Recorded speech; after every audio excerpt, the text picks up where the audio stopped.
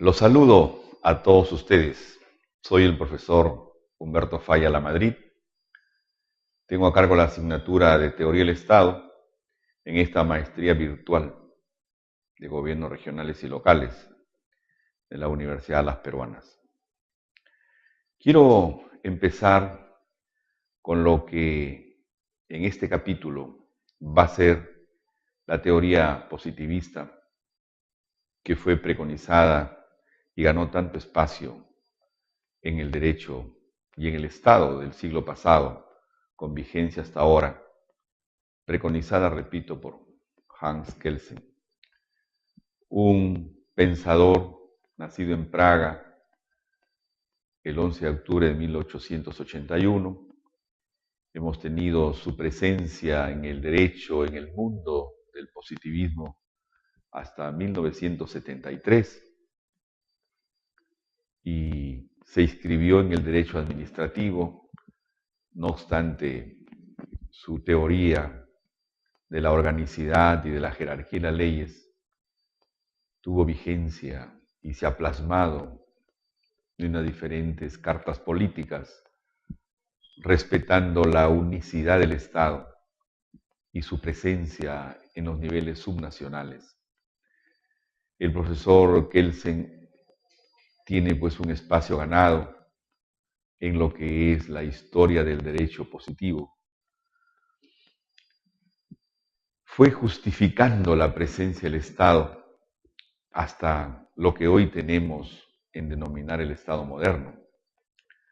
Aunque en el seno de la sociedad habrá siempre resistencia a entender por qué esta teoría desemboca siempre en el deber ser, en el carácter coercitivo de la norma, que tiene una dimensión general, universal y compulsiva. El poder del Estado se asienta en la unidad de acción política y jurídica, dice Kelsen, dentro de una realidad efectiva. El Estado no actúa sobre una realidad meramente imaginada, pues sería el actor de una mera validez deontológica del derecho. El derecho no puede ser una poesía, no puede ser una declamación, un contenido de buenas intenciones. Por su parte, la Constitución del Estado, que es el estatus político total de contenido normativo jurídico, que determina el deber ser para todos como expresión de las relaciones del poder, es el vértice del ordenamiento jurídico. La Constitución del Estado es la ley de leyes, es la matriz legislativa de todo país de aquí o de cualquier latitud. Sin embargo, la ciencia dogmática, el derecho, considera la Constitución jurídica como una formación normativa que muchas veces se separa de la realidad social. Sin embargo, para esas son las enmiendas constitucionales. Hasta los Estados Unidos de Norteamérica, esa gran nación que tiene todavía vigente la Constitución de Filadelfia de 1879. Famosas son las enmiendas a esa Constitución que sigue teniendo un carácter vigente, unitario, sistémico en los Estados Unidos. La enmienda Hickenlooper, la enmienda Platt, la enmienda Estrada, son enmiendas trascendentes que le han dado a la Constitución de los Estados Unidos un carácter evolutivo que se compadece con la modernidad. Nosotros tenemos que, en resumen, el positivismo se opone a considerar al Estado desde ámbitos sociológicos, psicológicos, políticos, económicos o de cualquier posición que lo aparte de ese carácter publicístico y coercitivo. Kelsen considera que una visión desde cualquiera de estos aspectos solo ofrecería una perspectiva parcial de lo que debe de considerarse como Estado, no una visión totalizadora como él lo propone. Su estudio partió de una lógica que persigue librar la explicación del derecho de cualquier elemento ajeno a su naturaleza, que es la juridicidad. Kelsen sostiene que si se acepta el Estado como un organismo que puede tener algún fin, éste no podrá realizarlo sino en la forma de derecho, pues habiendo una unidad confusa entre orden estatal y orden jurídico, si el Estado es un sistema de normas que tiene validez en sí mismo, sin derivarla de ninguna ideología, solo a través de ese orden o sistema pueden lograrse finalidades específicas de cualquier índole, social, cultural, políticas, económicas.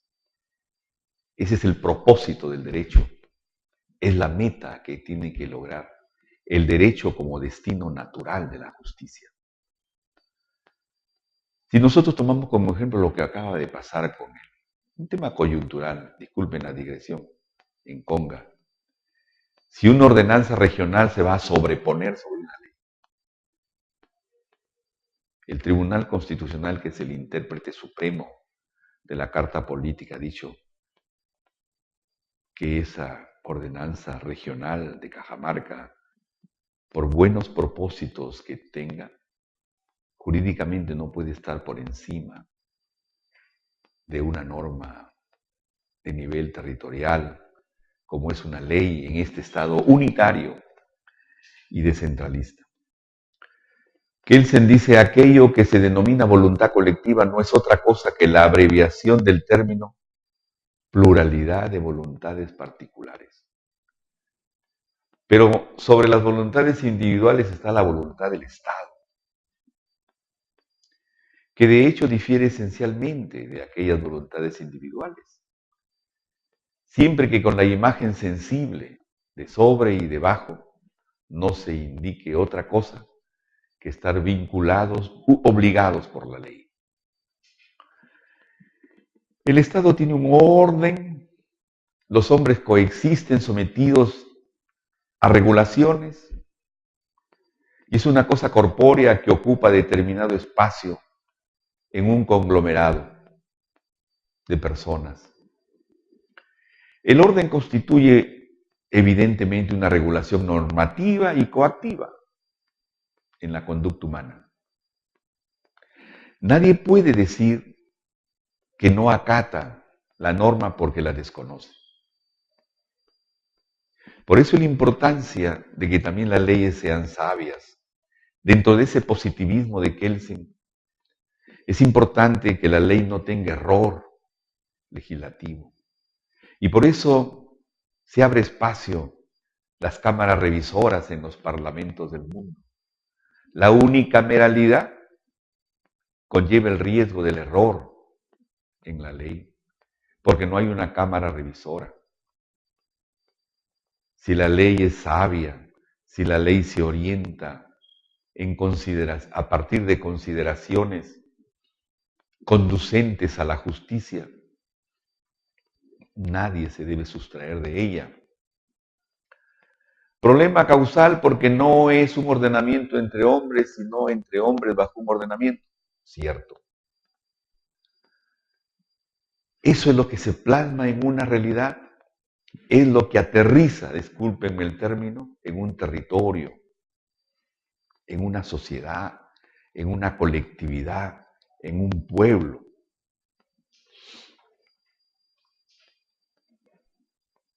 La validez del orden jurídico. ¿Cuál es el poder del Estado? Es el jus puniendi, soberano. El Estado es una relación de poder y dominio, relación de hombres que dominan y los que son dominados. Porque la democracia es el gobierno de las mayorías con respeto a las minorías. Sentido de poder o dominación estatal no es que unos hombres estén sometidos a otros, sino que todos los hombres están sometidos a las normas. No es la voluntad del hombre, es la voluntad de la ley. Por eso es que la ley emana de colegiados representativos.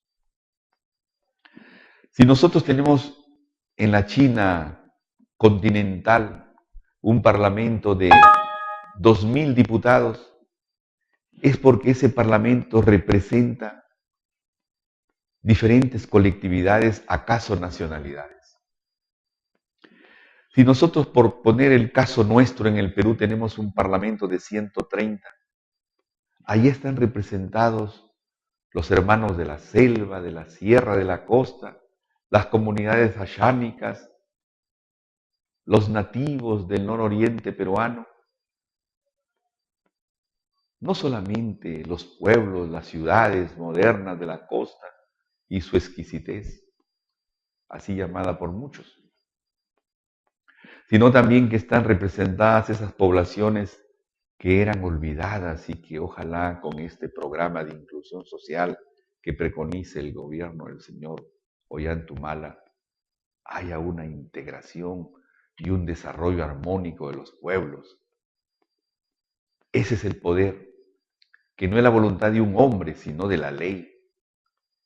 Aunque esto parezca una ficción jurídica, lo podemos ver todos los días. Abra usted el Peruano, el diario oficial, y constate que más allá de quien propuso el proyecto, este se procesó, se aprobó como autógrafa de ley, fue al Palacio de Gobierno, el presidente y sus ministros le ponen la firma y se ordena su publicación.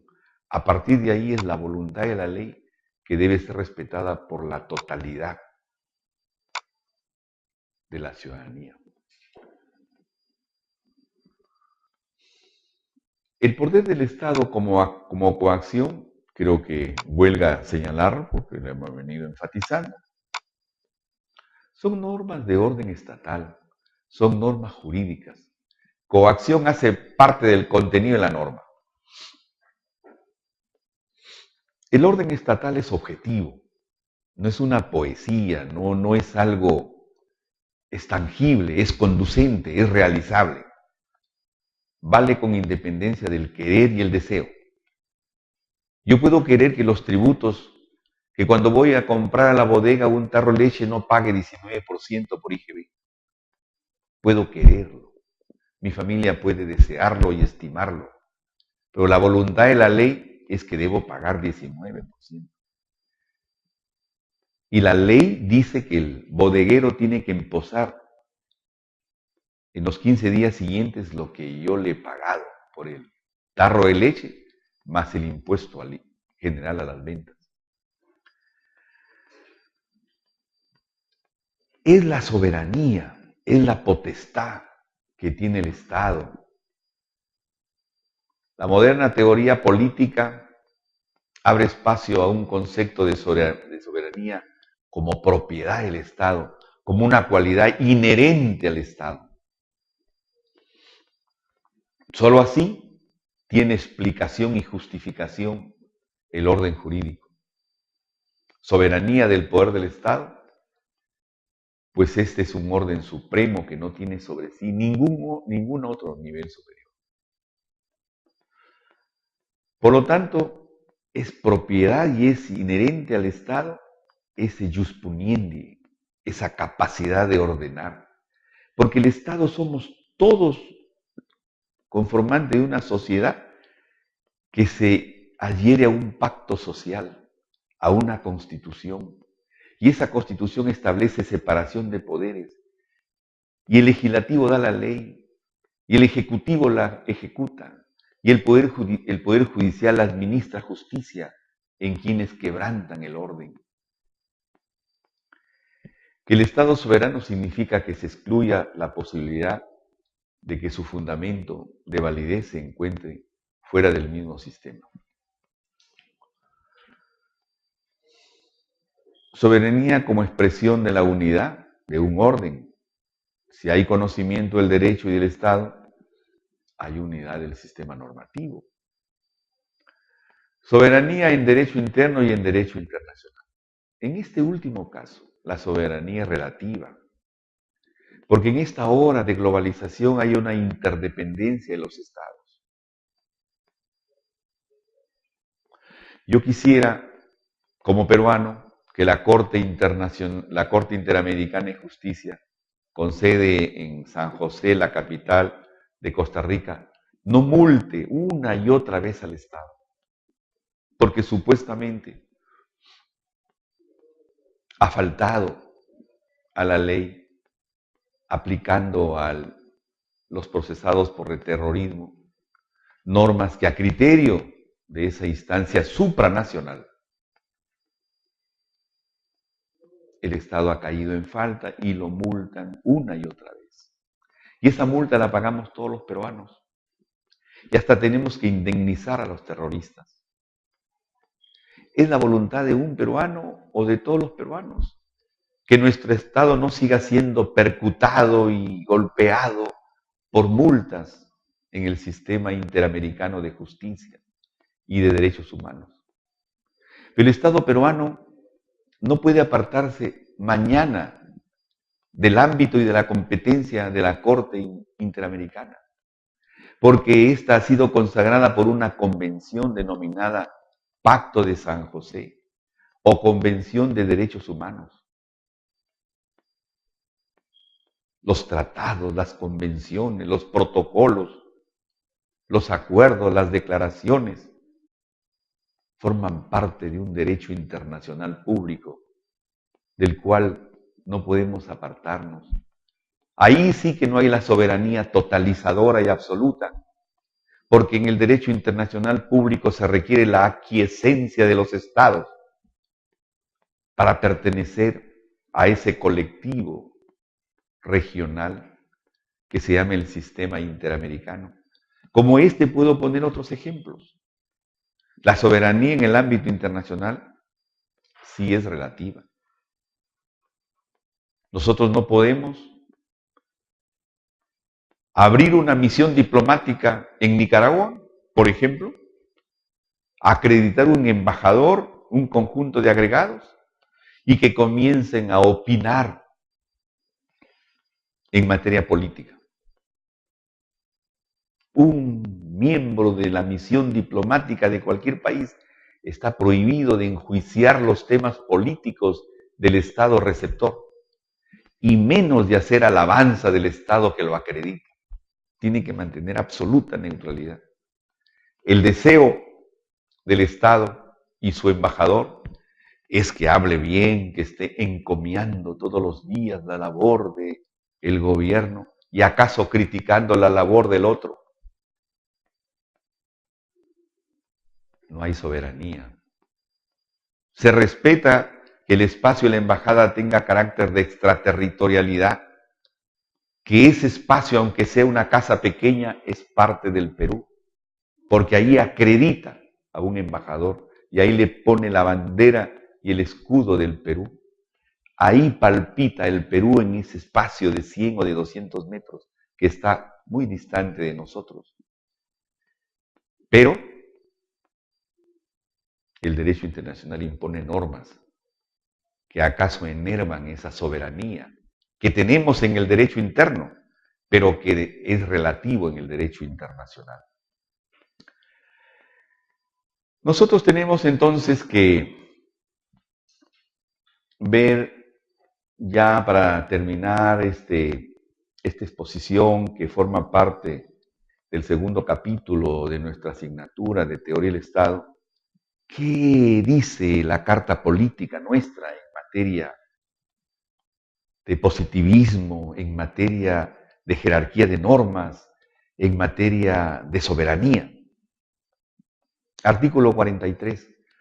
La Constitución del Perú es democrática, la República del Perú es democrática, social, independiente y soberana. El Estado es uno e indivisible. Que lo entiendan bien los presidentes regionales con ánimos separatistas. Su gobierno es unitario, representativo y descentralizado. Por eso se le ha trasladado competencias en determinados sectores a los gobiernos regionales. Competencias. pero el Estado Nacional se reserva competencias exclusivas.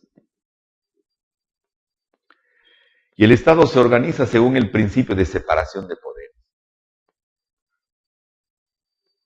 Ningún legislador puede ir a decir a un juez, al Poder Judicial, no emita esa sentencia.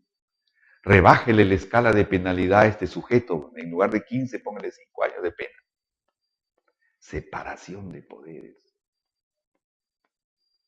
Ni el juez puede ir al Parlamento a decir este proyecto de ley que salga, porque este código no permite que avancen los procesos civiles, penales, laborales. Separación de poderes. Artículo 45, el poder del Estado emana del pueblo. Quienes lo ejercen lo hacen con las limitaciones y responsabilidades que la Constitución y la ley establecen. Los jueces, claro, tienen una elección indirecta, pero el Ejecutivo y el Legislativo tienen una elección directa, el pueblo, un sufragio universal, directo, obligatorio. El Ejecutivo y el Legislativo son recipendiarios de voluntades populares y más bien los jueces del Poder Judicial salen del Consejo Nacional de la Magistratura, que es un colegiado representativo muy respetable que nombra, ratifica, revoca a los jueces. Nuestra Constitución del Estado señala en el artículo 46: nadie debe obedecer a un gobierno usurpador, ni a quienes asumen funciones públicas en violación de la Constitución. La población civil tiene derecho a la insurgencia. La insurgencia es distinta a la sedición, a la rebelión. Insurgencia es un derecho que le alcanza al ciudadano cuando se quiebre el orden constitucional. Y los funcionarios en algunos estados tienen cláusulas democráticas, según las cuales si un gobierno quiebre el orden, ellos deben renunciar a esa función. No la tenemos en el Perú. Qué bueno sería que la ley del servicio diplomático peruano tenga una cláusula democrática que diga, quebrado que sea el orden constitucional, los diplomáticos dejan su cargo si representan al Perú en el exterior. Pero, ¿cuántas veces se ha quebrado el orden y nuestros diplomáticos tienen una posición acomodaticia y simplemente se adecúan? Disculpe si aquí estoy haciendo un juicio acaso apurado e injusto, pero este ejemplo lo puedo llevar a otros sectores del Estado, diferentes escalafones que tiene el Estado, donde por lo general se aplaudieron los golpes de Estado. Desde donde por lo general se aplaudieron los golpes de Estado. Artículo 51. La Constitución prevalece sobre toda norma legal, la ley sobre todas las normas de inferior jerarquía y así sucesivamente. La publicidad es esencial para la vigencia de toda norma. Bagua, curva del diablo, no se consultó los decretos legislativos para adecuar a estándares internacionales nuestra legislación para suscribir el TLC con los Estados Unidos. No se consultó a los nativos. Se debieron prepublicar esas normas antes de ponerlas en vigor jurídico. Pero aquí está consagrada la teoría positivista Kelsen en el artículo 51 de la Constitución del Estado. Y ha querido las leyes del Perú, por ejemplo, la ley orgánica del Poder Judicial, que los jueces ejerzan el denominado control difuso. Si un juez, en el estudio de un expediente determinado, encuentra conflicto entre una ley y la Constitución, debe preferir la Constitución. Y luego, el control concentrado que ejerce el Tribunal Constitucional cuando llegan hasta su instancia casos de garantías constitucionales que probablemente han mancillado y han pisoteado la Constitución. El tribunal debe hacer prevalecer la Constitución. y el control político que lo hace el Parlamento. Si un alto funcionario del Estado transgrede la Constitución, el Parlamento le hace un antejuicio. Hay control difuso, hay control concentrado y hay control político para hacer prevalecer la Constitución. Con esto termino. Hay críticas a la teoría kelseniana, que el problema de la consagración del Estado debe ser planteado de nuevo, con carácter de necesidad social para cada generación.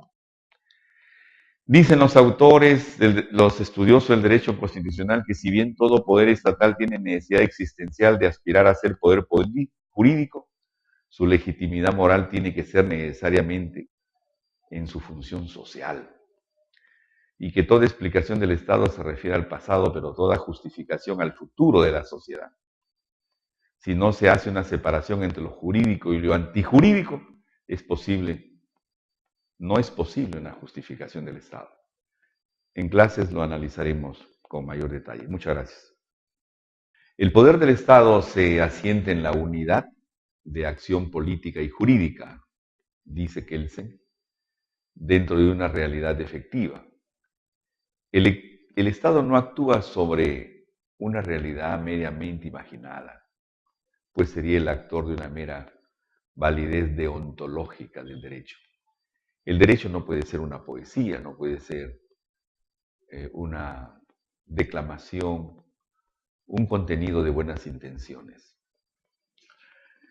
Por su parte, la Constitución del Estado, que es el estatus político total de contenido normativo jurídico, un pensador nacido en Praga el 11 de octubre de 1881, hemos tenido su presencia en el derecho, en el mundo del positivismo, hasta 1973,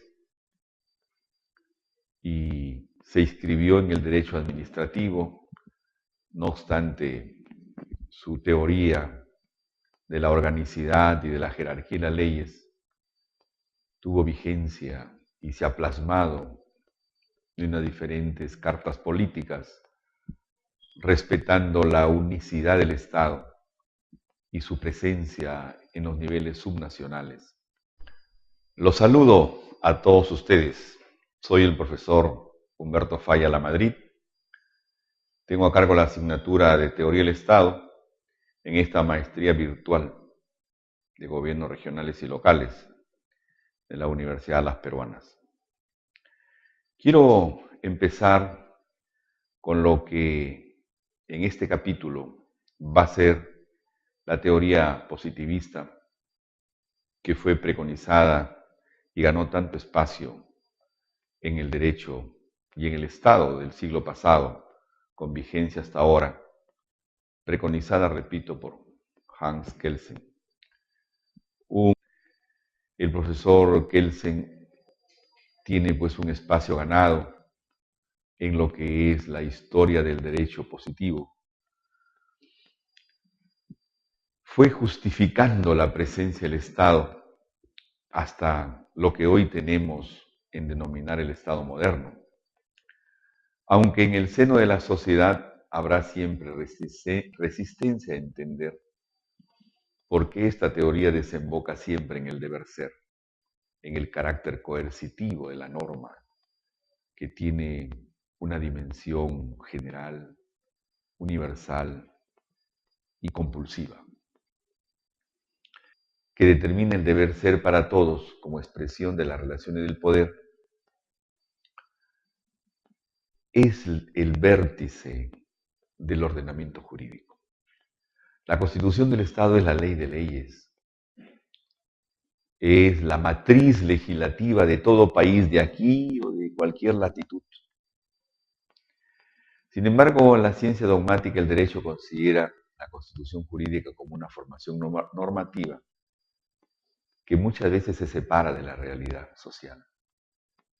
Sin embargo, para esas son las enmiendas constitucionales. Hasta los